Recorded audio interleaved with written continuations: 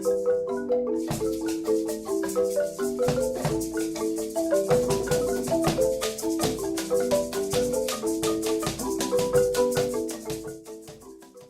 from Timmy Global Health.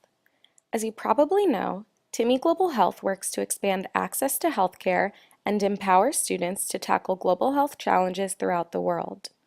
One of the most important aspects of our efforts is understanding health disparities in the communities where we work in Ecuador, Guatemala, and the Dominican Republic.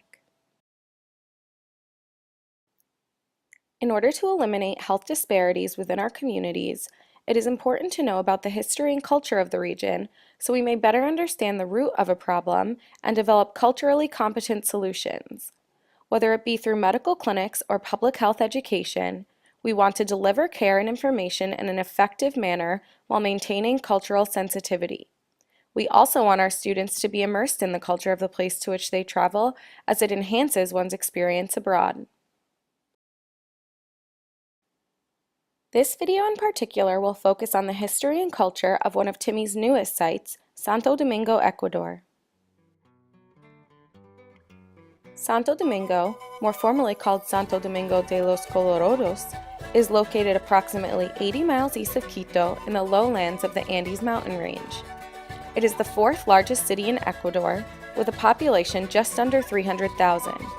Due to its proximity to Quito, Santo Domingo is a stopping point for many tourists and businessmen on their way to the coastal cities of Manta and Esmeraldas. Due to its moderate elevation and its proximity to the equator and coast, Santo Domingo has spring-like temperatures year-round, typically humid with a drier summer and wet winter. Although Ecuador itself has a long history dating back 8,000 years, the city of Santo Domingo was not officially established until 1899. Before this time, the vast, forested regions around Santo Domingo were largely inhabited by the Tsachila tribe. From what archaeological studies tell us, the Tsachilas lived well off the land, hunting, river fishing, and gathering fruits and herbs.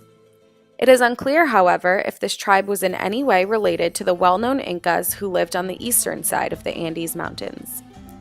There is evidence, though, that the early Tsachilas were known to trade herbal remedies with other clans in the western jungles of Ecuador, giving the people a reputation for being knowledgeable shamans, a prestige that still stands today.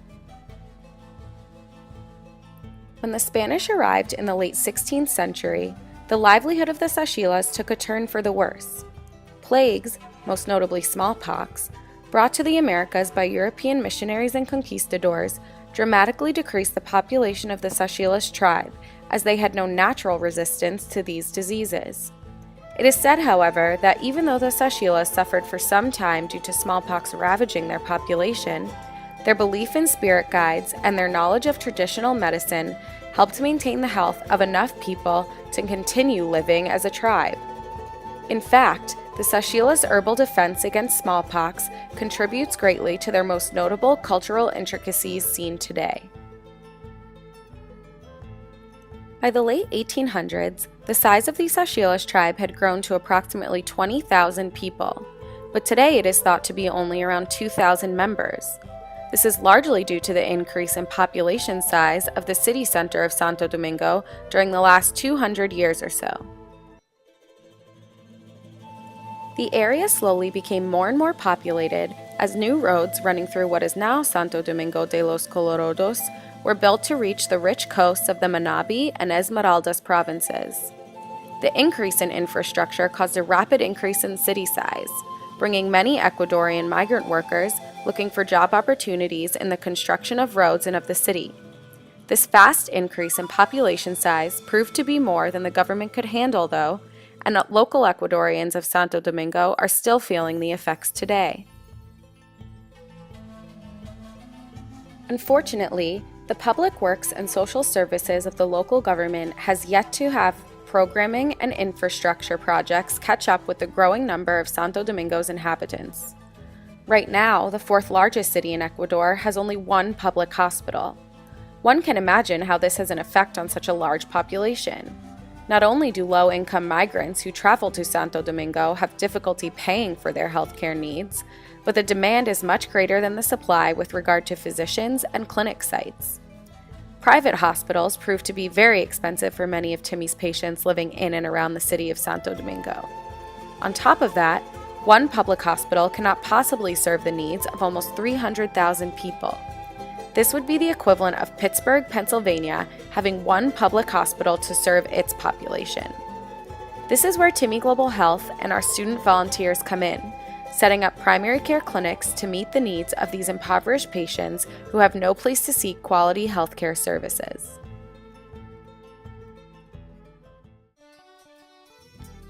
The official language spoken in Ecuador is Spanish, the dialect many of us learn in high school and college. The urban population living within Santo Domingo largely speak this language. In and around Santo Domingo, Timmy students may come across Ecuadorians who speak Safiki, a language very different from modern-day Spanish. Safiki is a part of the Barbacoan language family, a group of tongues spoken in isolated regions of southwest Colombia and northern Ecuador. Safiki itself is spoken by the Tsachila tribe of Santo Domingo de los Colorados and therefore may be referred to as Tsachilas or Colorado. Timmy patients, who mostly live in the urban and suburban areas of Santo Domingo, have a variety of foods to choose from, as their meals are influenced by both highland migrant cooking and their proximity to the coast.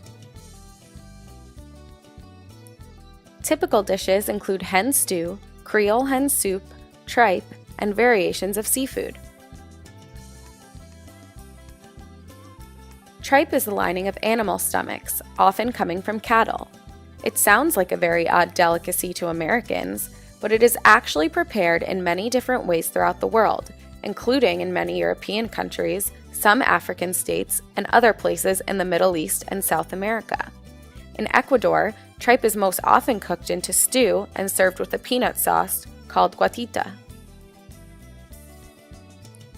As we already discussed, Santo Domingo is a stopping place on the major trade route from Ecuador's coast to the capital city of Quito. For this reason, people often dine on a wide variety of seafood. Bordering Santo Domingo's province are the provinces of Manabí and Esmeraldas, whose coastline are famous for producing the seafood used in ceviche.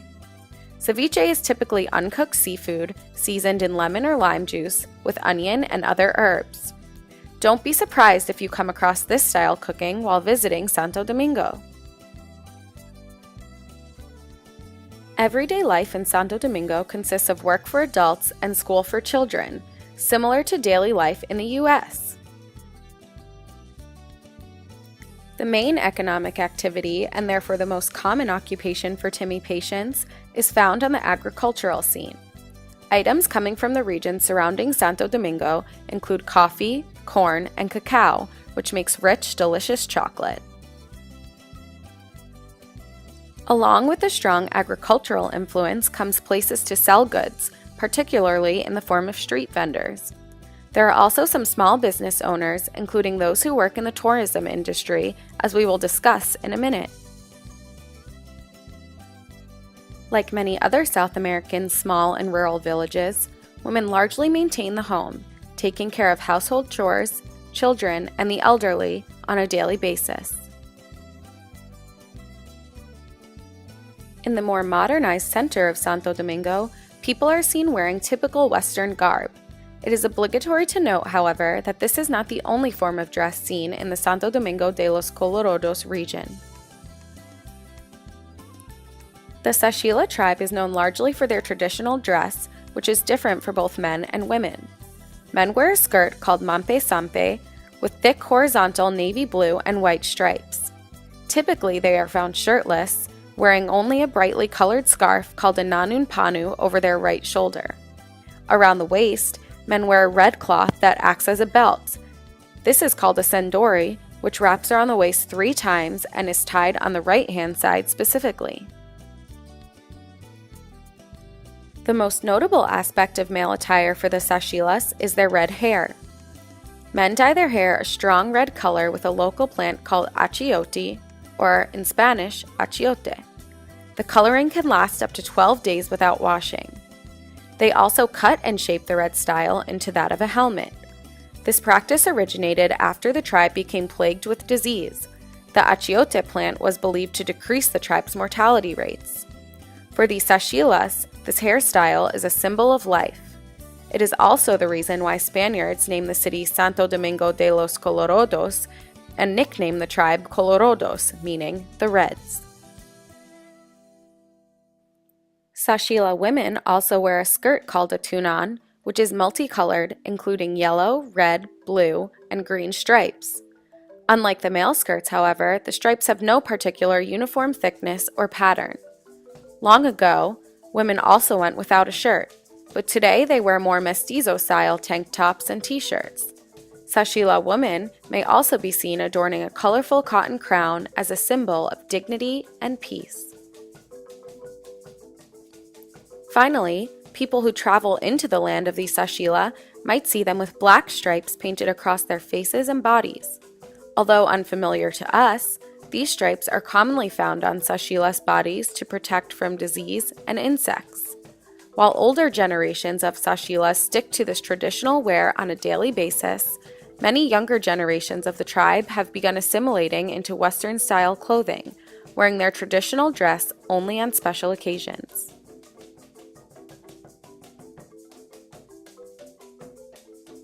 There is no doubt that Santo Domingo citizens hold dear Ecuador's favorite sport, soccer. Santo Domingo is also home to a 12,000-seat soccer stadium, which hosted soccer games of the Deportivo Espoli Soccer Club.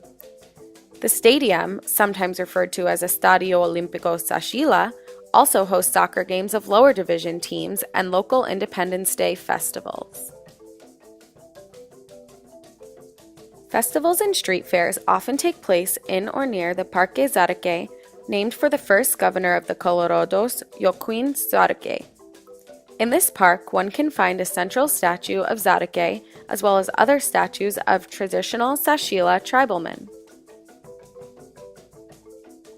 The main forms of entertainment for outsiders coming to Santo Domingo are in the form of ecotourism. Many people find themselves entrenched in one of the area's 5 protected forests, La Perla, Delta, La Indiana, Rio Lelia, and Tanti. Others can be found rafting on local rivers, such as the infamous Toachi, or venturing to hidden waterfalls within the forests. As mentioned, the Tsachilas also have a hand in local tourism, allowing foreigners to catch a glimpse of their culture and how they live day to day, as well as how their traditions are upheld. Being one of Timmy Global Health's newest sites for medical service trips, Santo Domingo has a special place in the hearts of Timmy students and staff. The city's rich culture is fascinating and leaves a lot to be explored. Hopefully this video gave you a taste of all the wonderful things found in and around Santo Domingo, including within Timmy communities. We encourage you to search for any of the topics presented here in more detail, as there is so much more to learn about both Santo Domingo and the Republic of Ecuador as a whole. Until next time, adios!